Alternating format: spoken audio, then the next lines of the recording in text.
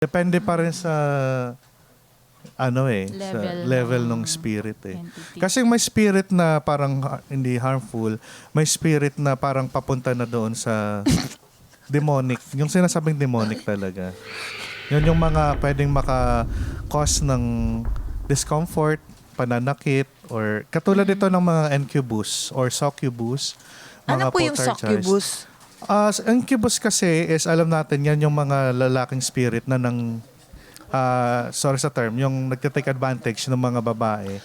Tapos yung succubus naman is yung mga babaeng spirit na nagtitake Sa mga advantage sa lalaki.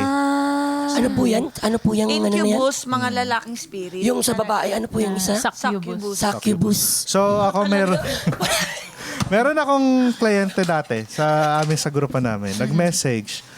Nurse na lalaki siya. Tapos nagtanong siya sa akin, "Sir, paano po ba ma-stop yung mga succubus?" Sabi niya. Kasi gabi-gabi daw is lagi siyang tinitake advantage. Feeling niya hindi lang isa. Tapos Hindi lang isang spirit? Oo, sabi niya.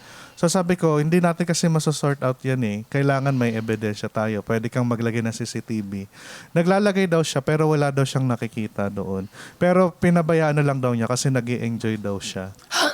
Nung tumagal na. Pero nare-realize niya na hindi kasi tao. So parang inisip niya may mali rin. Pero nagugustuhan niya rin daw kasi. So ano nangyari? Anong ending? Wala rin siyang balita sa akin.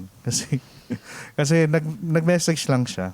Pero sabi ko nga, ang dami kasi nagme-message. So, hindi namin na ano lahat.